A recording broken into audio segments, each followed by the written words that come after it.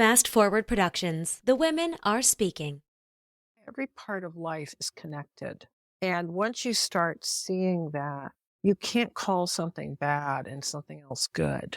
You have to say, well, this has a function. So it's a matter of understanding that our lives are not our own. We're connected to all these other people, and our actions matter.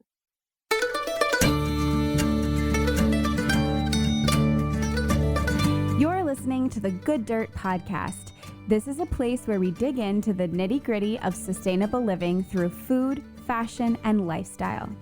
And we're your hosts, Mary and Emma Kingsley, the mother and daughter founder team of Lady Farmer. We're sowing seeds of slow living through our community platform, events, and online marketplace. We started this podcast as a means to share the wealth of information and quality conversations that we're having in our world as we dream up and deliver ways for each of us to live into the new paradigm, one that is regenerative, balanced, and whole. We want to put the microphone in front of the voices that need to be heard the most right now. The farmers, the dreamers, the designers, and the doers. So come cultivate a better world with us. We're so glad you're here. Now, let's dig in.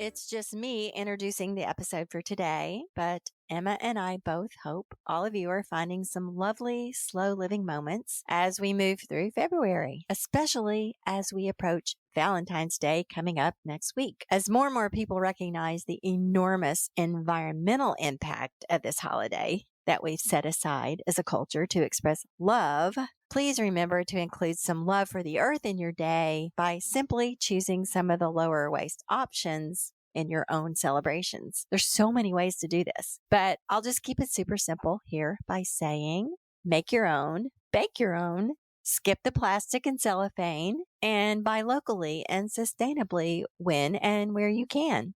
And check out last week's episode of Slow Living Through the Seasons for a favorite of ours, the chocolate ganache brownie cake that is sure to fulfill all of your Valentine dreams without all of the waste.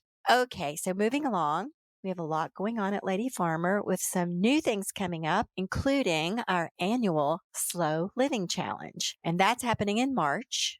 We do it a little differently every year. So check out the link in the show notes for details on what we've got in store this time around and also to sign up.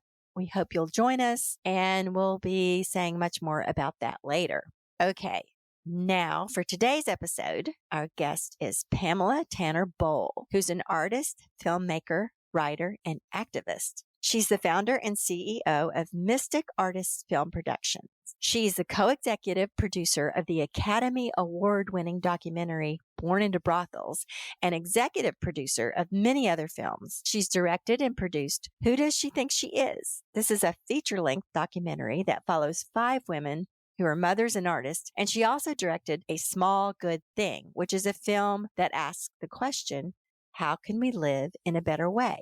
But today, Pamela is here to talk about her current project, a film called To Which We Belong, which highlights farmers and ranchers leaving behind conventional agriculture and adopting regenerative practices that are improving the health of our soil and sea and saving our planet. We're really excited to share this one with you as this is what we're all about here on The Good Dirt.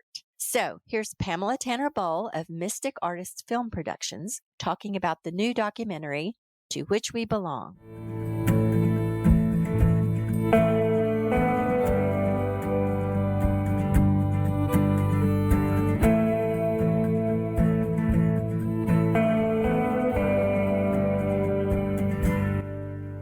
Hello. My name is Pamela Tanner Boll, and I am a documentary filmmaker. I prefer making my own films. Sometimes I am an executive producer on others' films where I feel like there's a resonance between what I'm trying to do and what they are. But my latest film is called To Which We Belong, and that film is about It's about a really big issue. It's about climate change. What can we do? Scary as all get out, right? And also something that we feel very powerless about because, after all, we're not the big oil companies. We're not the big whatever. So, this film addresses that, but it does so in a kind of sideways way, which is the real issue is we've got too much CO2 in the atmosphere, carbon.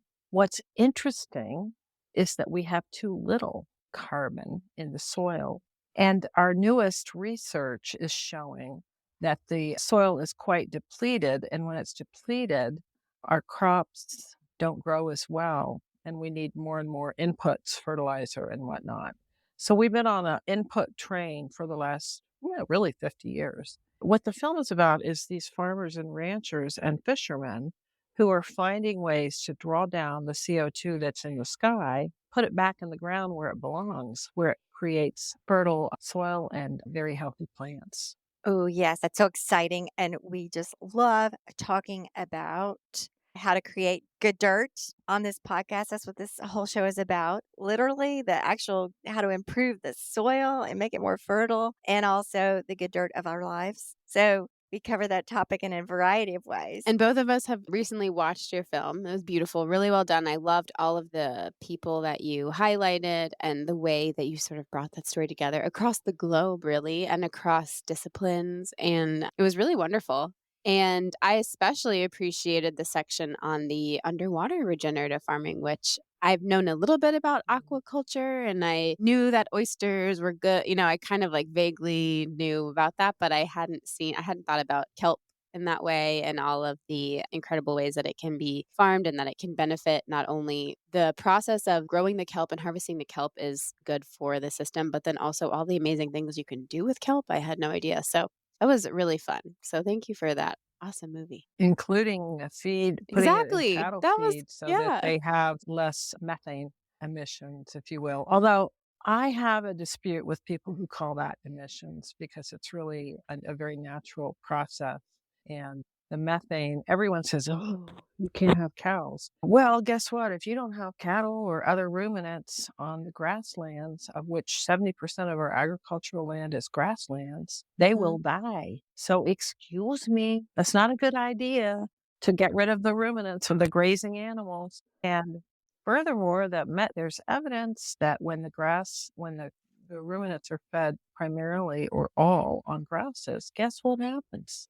There's not the biggest methane problem that there is when you have them tightly bunched in the CAFOs. So in this film and in this whole movement of what we're going to call regenerative agriculture, perhaps, is science that we're learning every day new things. So people who used to be called wacky people back in the day, Gabe Brown is one I can name, have now gained a lot of credibility. Suddenly science is catching up with practices. Tell us more about the idea that cows are a big emission problem on the planet. Okay. We think cattle are bad because they burp methane, which is a very strong greenhouse gas. It doesn't stay around long, but it's potent. So we're trying to get rid of the greenhouse gases. So why would you want cows all over the place? The problem with that thinking is that you're taking a piece of the problem. Ruminants, cattle, goats, I don't know, other ruminants, if they are not grazing grasses, what happens to the grasses is that they die and they become very brittle before they die. It's a fire hazard. So if you have cattle properly and goats or sheep properly being managed to graze on grasses, they move, they munch, they're all tightly bunched. And then they move on. And before they move on, they drop their poop and their pee, fertilizes the grasses they've just munched. They move on. And those grasses come up stronger. And also, so the grasses are one of our best ways to bring down greenhouse gases. Anything green does so through photosynthesis. So that's one part of the issue. But the other issue is that if you want to tell everybody to go on a plant-based diet, what are you going to grow? Yeah. Huh? You're going to grow more soybeans. Okay? Because that's got high protein. People think they're great. They are as far as it goes. But do you know what the biggest problem with the deforestation, particularly in the rainforest in South America? It's farmers clearing trees for soybeans. This isn't a well thought out solution. Now, the other issue is grasses make up 70% of our agricultural lands, and they're not very good for agriculture of other kinds. The soil is good for growing grasses. It's not that good for growing soybean or other crops. So it's not so easy. There's so much nuance in this, but that's my take on it. You have to have the grazers. And if you want to get rid of something, you should get rid of CAFOs. You should get rid of the idea that cattle and pigs and whatnot can be fed on grain. It's not good. It's not good for the animals. The meat is not as good for humans when they've been fed grain.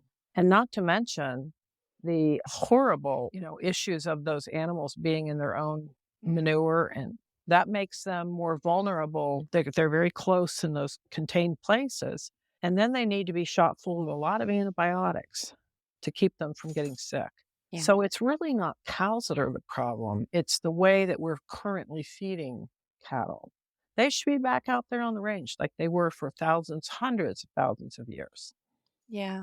I'm so glad to hear you saying these things because it's really important that people learn to think about these things just beyond the really kind of superficial, I call it sound bites, little pieces of knowledge that people take and then they develop entire personal ideologies around these things and that really don't go very deep. And to your point, what if everybody took that advice and said, okay, I'm not going to eat meat, I'm only going to eat vegetables? Then you're looking at all these monocrops and all these, you have to grow tons of vegetables and you're not going to grow enough vegetables to feed all of these people in a sustainable way because that is large scale agriculture at work. And large scale agriculture is where you get into the monocropping and you get into the pesticides and you get into the herbicides and you get into the soil depletion and all of those things. I do want to jump in though and say that, I mean, this might be controversial. It's okay to eat less meat. It's okay to be more careful about where you're getting your meat. It's such a polarizing topic that I think this camp of don't eat meat, cows are bad, and actually cows could save the planet. I think part of the problem that I observe being this world is that they're too far apart and there's so much animosity and people just the black and white stuff. So I think it's important to recognize, sure, eat less meat, be more careful about where you're getting your meat from. I think it is dangerous to think that all meat is bad. Oh, I agree. And the thing that people don't understand, again, I'm comparing cattle that are raised on grasses, which everyone thinks that's what happens with cows in the non-ranching world. Well, it's not true. All cattle are grazing, but then they're finished on these grains. So when we talk about grass-fed, we really mean grass-finished. So if you're really concerned about these issues, you should be looking for grass finished animals. And also, gosh, yes, don't eat a big steak every day. I mean, honestly, that is probably not great for anybody.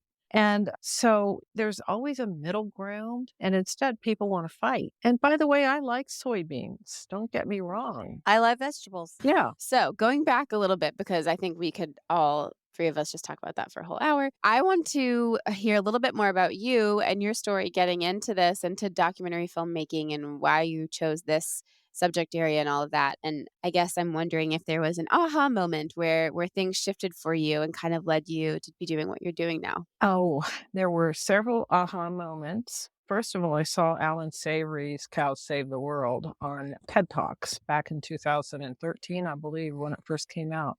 And I was like, this is amazing. I like things that try to think of things in a new way, but I wasn't persuaded completely, but it stayed in my mind. I was in the middle of making another film. Then I started reading a lot. Courtney White, who started the Quivira Coalition in the West, and Judith Schwartz, who's in our film as an expert. Anyway, a lot of books about restoring our lands. Why did I care about this? I cared because I saw it was a potential solution for drawing down. We have the greenhouse gas problem, which is basically too much carbon in the sky, as I said. Even if we went off of oil tomorrow and electrified everything, we would still have too much carbon in the atmosphere. Is a miracle. I mean, why am I excited about it? Because it's a miracle. We take it for granted. And to be honest, in the last 50 years in ag schools, they've been so pumped up by the chemical applications. I don't think that they're paying that much attention to it. I love the fact that this is a natural solution and a holistic solution. And it's one that is not a one-shot solution like building a rocket to get us all to Mars, which I'm sorry. I want to live here on this planet. I wanted to make another film, but I really didn't because it's hard work. I make films that are what they call evergreen. I heard that term. They last a long time, but they're not necessarily splash all over the world right away. So it's discouraging. But what happened was I'd been researching these issues. I was excited about the possibility of drawing down CO2 through better land management practices. Then one night I flew somewhere to somewhere. I fly a lot. Couldn't sleep. I had bad dreams. And one of the dreams was I was walking in this very, very arid desert-like place up a hill. Basically, it was across the street from me because I live in Colorado, which is dry as all get out. All right. And I could not breathe in the dream. I couldn't breathe. I couldn't get enough oxygen. And I woke up. It was scary. It was a scary dream. And that dream persuaded me that I had to make this film because this is what's happening. If we don't start to pay attention, seriously pay attention to these issues and support the people who are out there working on the front line, we're in trouble. We're in trouble. So I have children. I have grandchildren. I hope to have great, great, great grandchildren. We live on a beautiful planet, and I want it to stay that way. This is our home. That's the other reason. I'm not good with technology, but I'm pretty damn good at creating home. And I love my home. And this is our home. So why wouldn't we do everything that we could? Why are we fighting? This fighting is nonsense. And I had a friend the other day say, oh, Pam's on her greenhouse gas photosynthesis kick again, as though we could do anything about it. It was a friend of mine, and she's smart. And it kind of stopped me because I think we can.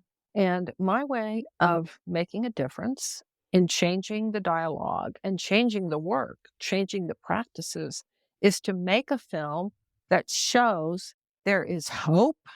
We have a solution that is right now available around the world. It works. We're still trying to measure the soil as best we can. There's some controversy about how to measure how much CO2 is getting into the soil. But over the last 4 or 5 years since I started making this film, guess what? Even the most conservative scientists are on the program that it is in the soil. How? By planting more plants, by grazing properly. It's a miracle. We don't even have to pay billions and billions of dollars to do it. But we have to get people to understand that we need to do this now. So I am so inspired by the farmers and the ranchers that are out there on the front line. They are doing it and they're getting great results. They're getting healthier crops. Their bottom line is impacted positively, maybe not the first year, but maybe the second. And in the long run, they're the heroes. So when a friend who's a lawyer, as it happens, says something like that, I want to say to her, watch my film and then go support the organizations that are helping those folks get this going. That's why I made the film. Oh, so inspiring and so important. And you're in such good company here because a lot of our guests, particularly over the last year, have been saying this same thing as this information comes out and as more and more people are embracing this concept. And even to take that a step further, people like your friend and really probably most people walking around right now think that this is an issue that has to do with policy. It has to do with our politics. It has to do with laws. It has to do with our leaders. And yes, eventually it does, but we don't have that kind of time. Well, actually, there's good policy happening. It doesn't get the attention it deserves with this administration that's in there now. And I'm not a political person, But there's $350 billion dedicated to changing the way we farm and ranch That's in the awesome. U.S. Yes. And Yes. guess what? It's not all spent. It's trickling out because people need to actually get on board and get that money. But 350, it's the biggest positive climate policy that we've had ever. Gets no attention because everyone gets locked into their Silos. their silos. But Yeah. the other thing is, I got to tell you, these practices are being embraced by countries all over the world.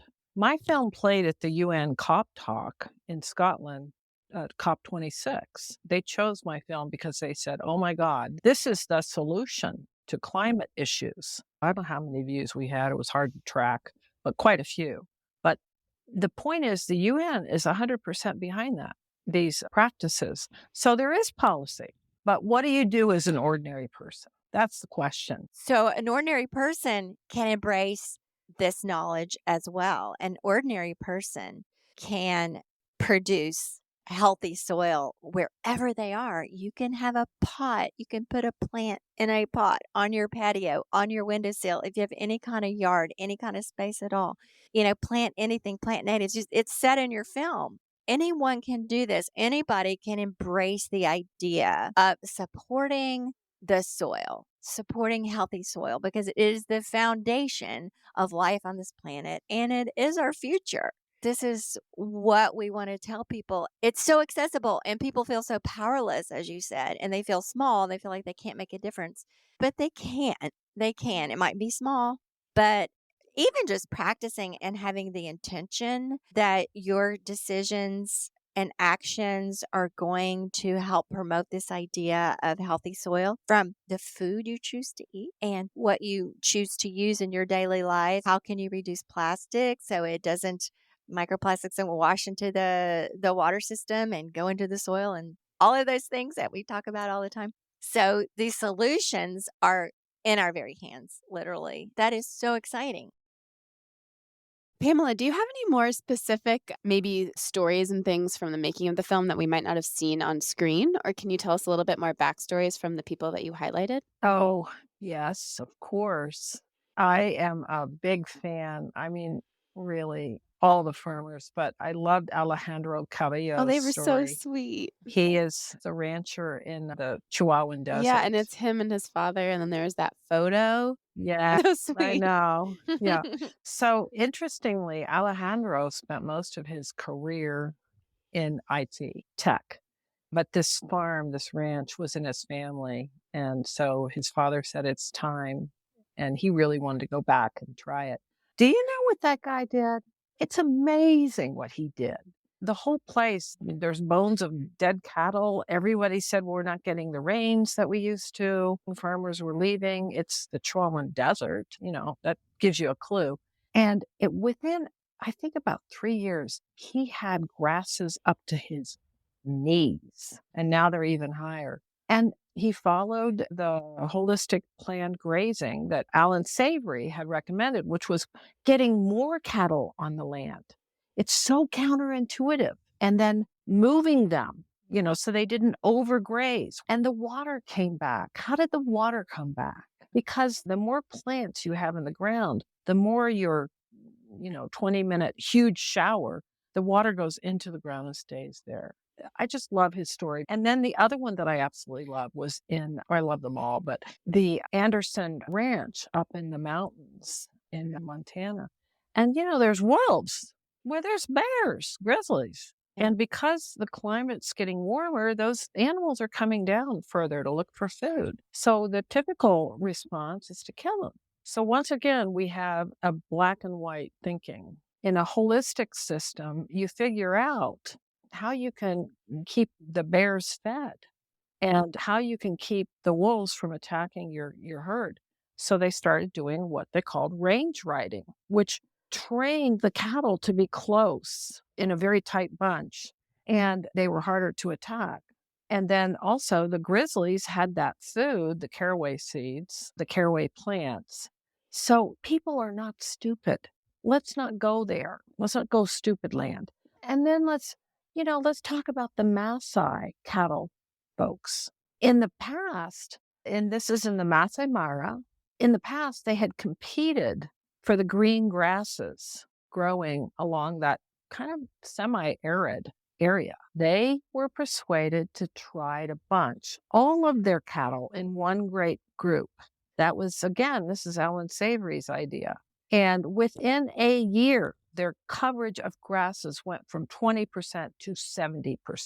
And now they're doing even more conservancies. They sort of manage their land through something called conservancies. And it's like 2 or 3 times more of this kind of grazing. In all 3 of those cases, the wildlife came back. You see that in the film. You see the panther mama with the 5 cubs in the Masai Mara in Africa. So, and then, yes, the wonderful story of the green wave. They're like, I'm tired of being a fisherman. It's not working anymore. Our fish stocks are depleted. So he came up with a whole new method of making a living while also cleaning up the ocean. And it's easy for other people to do. So in my opinion, all these stories are inspiring. Keith and Brian Burns, they started a whole company called Green Cover Seeds, are plant mixes that farmers can call them up or write to them, I don't know how they do it, and say, hey, what are the best plants that I can put in between my row crops, my corn, my soy, my wheat, if that's what they're doing, to amend the soil so I don't have to use so much fertilizer and I can even do away with pesticides. These guys went from having this business with no customers. In 8 or 9 years, I think they had 9,000 and they probably have 15,000 big farms around the country. They're probably even overseas. So every single one of these methods are done by ordinary people who said, let's try something different. Yeah. What you just said, let's try something different. Let's try a different way of thinking about things. That's so key. And in the segment about the rancher from Chihuahua, the gentleman he was speaking to, Wasn't he great? they were leaning against the fence. Yeah. The rancher asked this gentleman, said, how do you change people? And he said, well, it's hard for humans to change. But he said, okay, so how do you make them change? And he goes, well, they had to because they were broke. But they were broke. They were broke. And I don't know if he actually said broke or broken. He did. But in that story, because he's Mexican, he's speaking English, he meant both. I'm broken because I can't keep living this way. And my ranch is broken and everything. Yeah. So sometimes you have to get to the kind of like, what do they do in a recovery program? They tell you have to reach rock bottom. We're very resistant as humans to change. Yes. And I'm wondering, like, for all of us walking around out there that, climate change is, we hear it in the news and it's bad and we're worried and what can we do? And, all these things that are out there in the sort of collective thinking, when are we broke? When do we get broken to the point where we need to change? Every one of us, our decisions, our actions. I want to do that before we get broke. Nobody wants to think about that, right? Before we No, get but that's the issue. Nobody wants to think about it because it's too frightening. But I think what people don't know is that there's an underground, or actually it's pretty above ground now, huge movement to make these changes all over the world. I mean, the woman in, she was working, oh my gosh, I should have reviewed my own film. I can't remember everybody's names, but she had 1 acre in, I think it was in Kenya. Okay, so she had changed the way she was growing her food so that the river system could be healthier instead of having all the soil run down into the river. But you know how many people that group, the Nature Conservancy, is working with over there? 50,000 farmers. That's not nothing. So we don't hear the good news. We really don't. It's not because the media is bad or politicians are bad. I mean, maybe they are. But I think it's an age-old issue for humans to be more attuned to the bad news or the bad situation than the good. Why? Because for hundreds of thousands of years, our survival depended on being on the lookout for the danger. We're built that way. So we shouldn't be hard on ourselves that we don't quite get it. There's a lot of other things. I mean, if you're confronted with a fire in your house, or the back of your house coming down from grasses, I have grasslands right behind me. So it's on my mind a lot. One year we did have the firemen ran the hoses through my backyard. Okay. Then you're sort of urgent. There's an urgency and it's, oh, but it's very hard to even read about bad news in other places and get motivated. It does not motivate us to change our ways. If the island in Hawaii is burning up, well, I'm not in Hawaii. Who cares? I mean, I hate to say it, but that's kind of how we are made.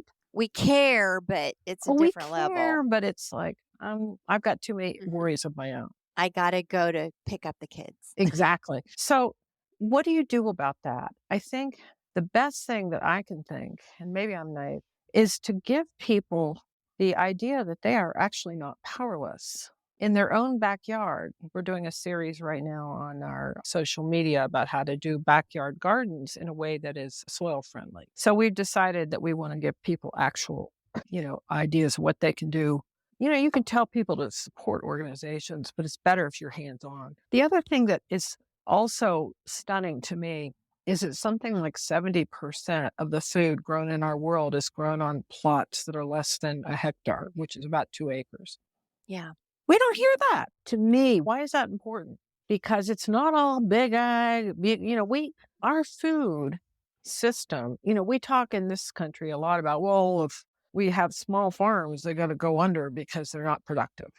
But in fact, 70% of our calories in the world come from small plot farms. That should give us all hope because anybody can go out and do a garden.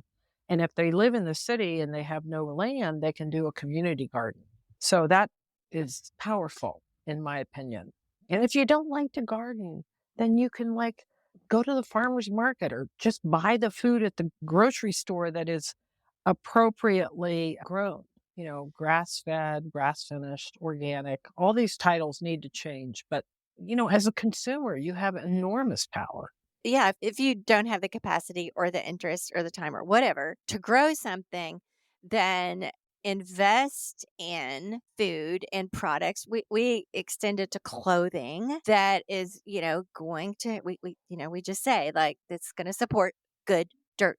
It's extremely nuanced. However, the basics are when you go to the store or the farmer's market, choose the foods. And is it organic? Is it regeneratively grown? Is it local? That's a really, really big Local's one. yeah, that's important. And people can do that. They are not powerless, especially these days, to find food that supports the good dirt. It might take a little more thought, a little more time, and it does take people a minute to get around the idea of convenience.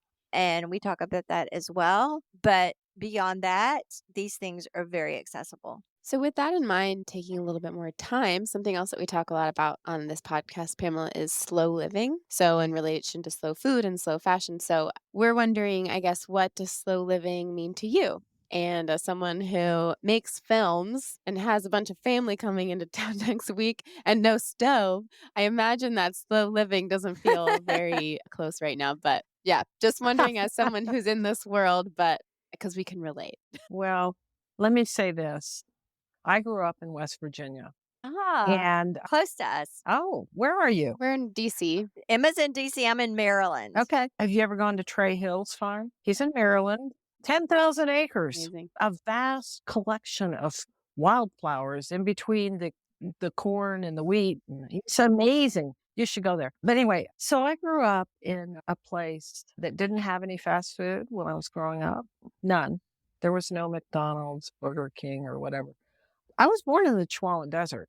I lived there first. But we moved when I was about going into first grade back to my mom's hometown. And my mother was a fabulous cook, and she made everything from scratch. So without knowing it, I was on the slow food train from the beginning without understanding that. Of course, we sometimes wanted potato chips, and sometimes I'd go to my friend's house to have stuff that my mom wouldn't buy. The point is, it used to be that we ate better. I'm just going to say that. It used to be in this country, we ate better. Now, a lot of the little restaurants in West Virginia and other rural places were not that great, believe me. But the fact is, I was surrounded by home cooks. And the church we went to was potluck suppers every Wednesday. So I come from a background that actually people made their own food. And my grandmother was a amazing gardener. My major memory of her was out in her garden with a shovel. So my three sons, who are now grown, one of them is having these twins, or he has them. They are really good cooks because my family, when they were growing up, my husband and I, we were always in the kitchen. That's what we did.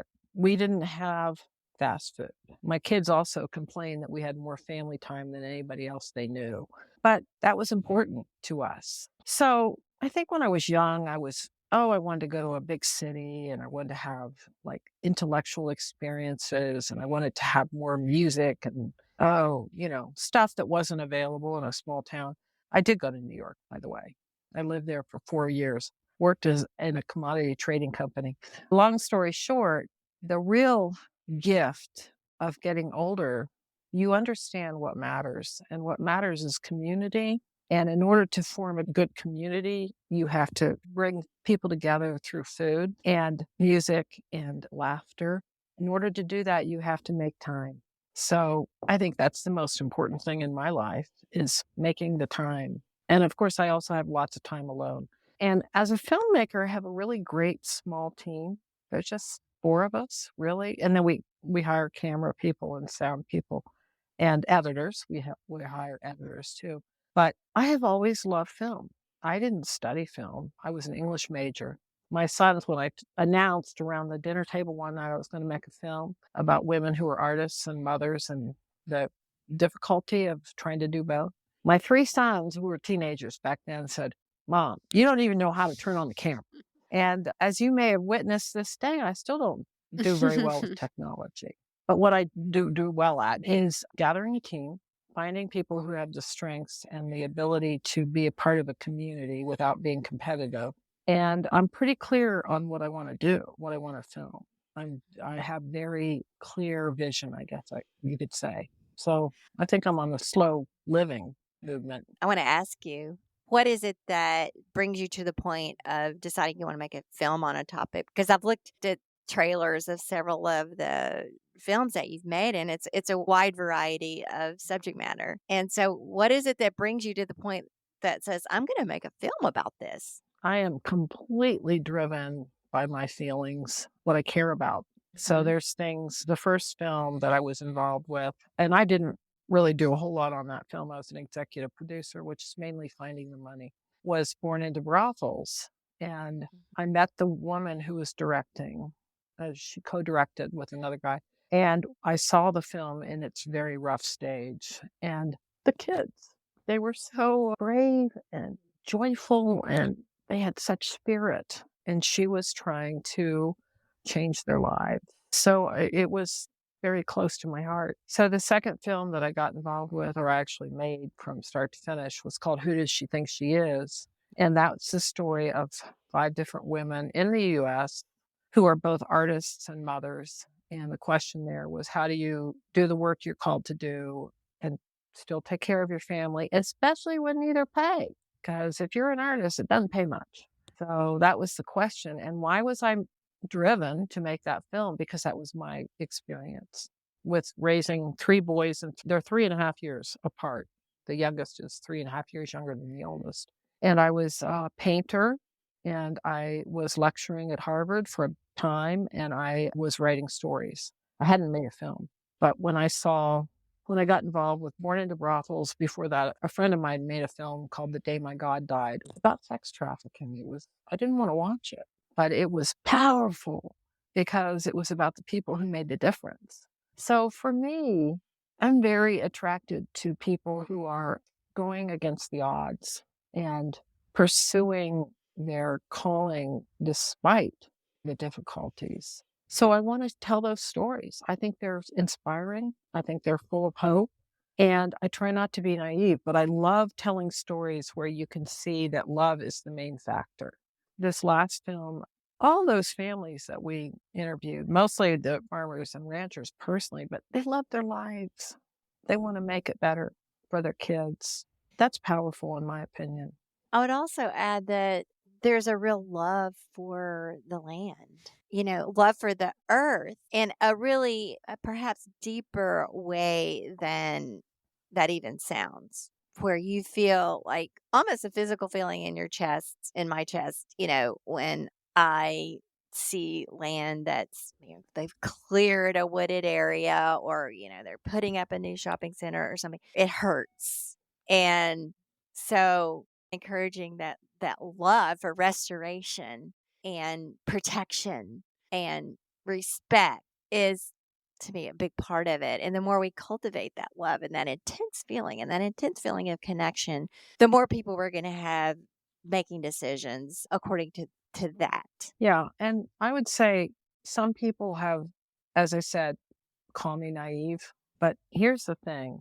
I don't believe our lives are very good when we go after our goals and not pay any attention to anybody else who's around us. When we live in a way where we think we're going to be happy if we get to the top of our field and make a lot of money. Now, this is an old story. We all know this story. A lot of those people aren't that happy because in order to get there, they've had to cut off their relationships. It takes time to build community and have good relationships. So in my films, I think the thread running through all of them is that these are folks who have a different set of values. And they're not new values, they're very old values. And in our race to get more done and to make more money and to have bigger houses and the best education so that you get the best job, there's a place for all of that. Don't get me wrong. And by the way, right now, it's really hard for the younger generation to even achieve those things. It's really, really hard. Our generation had it easy in some ways, but it's a return to the interconnectedness of all of life. That's probably my biggest, what I value more than anything, that we are woven together with the birds. Every part of life is connected. And once you start seeing that, you can't call something bad and something else good. You have to say, well, this has a function. You may not like flies, but guess what? Without flies, all of our putrid meats and leftovers would be not, useful. Talk about microbes, healthy soil, lots of good microbes in that soil. Maybe people don't like microbes, but if you didn't have them, we wouldn't be able to eat. So it's a matter of understanding that our lives are not our own. They're not our own. We're connected to all these other people, and our actions matter. And if we don't do those actions, if we don't try to be better, if you will, it matters.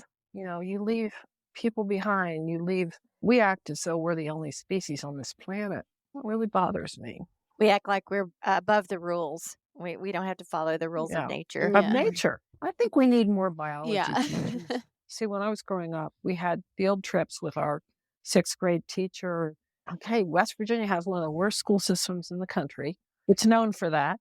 And yet I had field trips out to the woods with my biology teacher. So I feel, there's a different way of living, I guess, that I think is inherently, I won't call it good, but it's inherently more satisfying. Certainly. Yeah, I'm not going to call it good or bad. There's not a moral weight to Yeah. it, but yeah, sort of related. And this might feel redundant to you, but we love to ask this question of all of our guests. What does the good dirt mean to you? And that can be literal or figurative, however you want it. Well, along the lines that I was just talking about, the fact is life means things get dirty. And if you try to keep everything clean all the time, guess what? You're going to spend your life in a bad way. So we all eat, but we also all defecate, all this stuff. Guess what? If the animals didn't do that out on the pastures, we wouldn't have good dirt. And sometimes we forget that. We want to make everything mechanical and chemical. So the good dirt is, for me, a kind of metaphor for, of course, what I love is that the microbes and the fungi in the soil, stuff that most people were like, or those little tiny bugs, the nematodes and all that stuff. Without it, we're not going to live. So all the things that we think of as bad or dirty, they're dang good. But also, it's a metaphor for the fact that You can't just have the fun stuff in Right. life, the good stuff. There's no good without the dirty. We forgot about the good dirt. We chemicalized it. We made it like it was a chemistry lesson rather than a biology lesson. Here's the thing.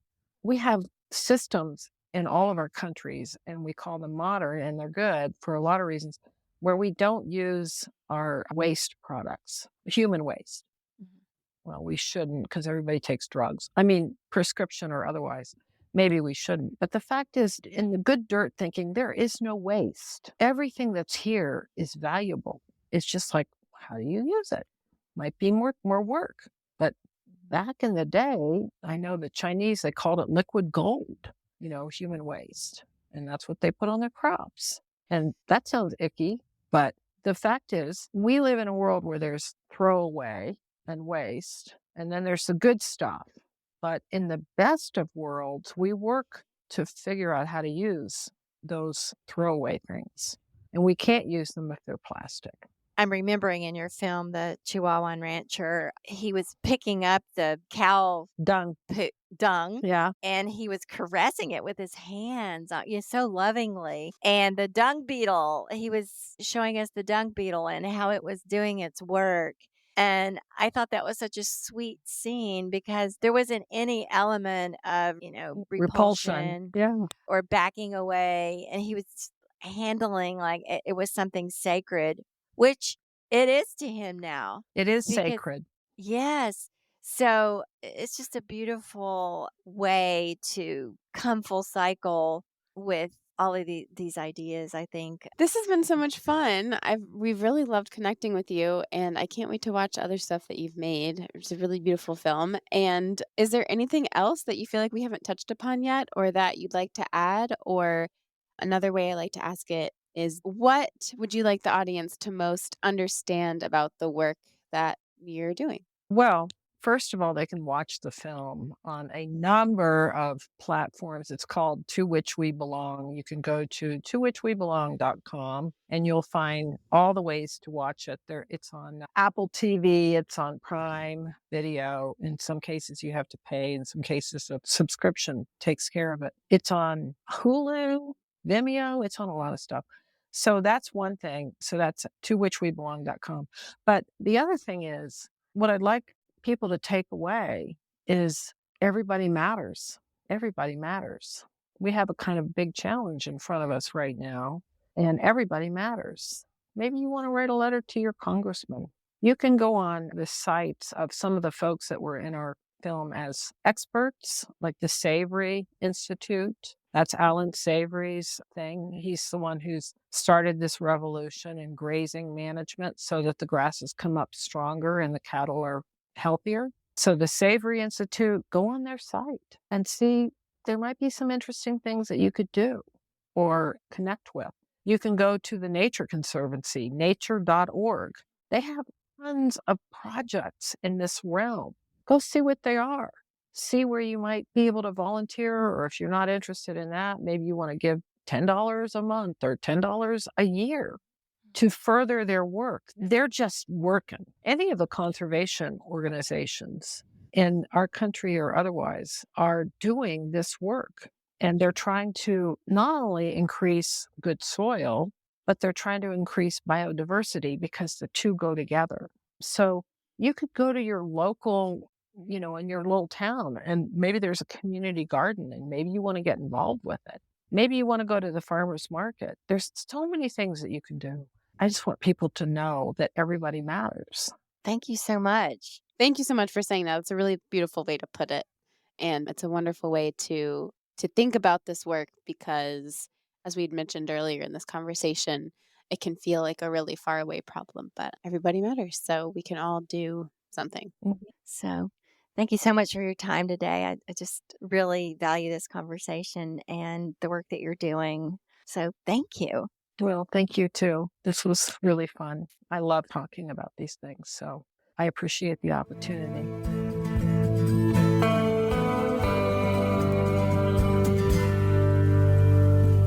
Thank you for tuning in, calling in, and spreading the good dirt. We love hearing from you. You can reach our listener voicemail at 443-459-1950. That's 443-459-1950. You can find this number in our show notes and in our Instagram profile. This show is produced by Lady Farmer, a slow living lifestyle community, and the original music is composed and performed by John Kingsley. For more from Lady Farmer, follow us on Instagram at We Are Lady Farmer. That's We Are Lady Farmer. Or join us online at www.ladyfarmer.com. We'll see you next time on The Good Dirt. Goodbye.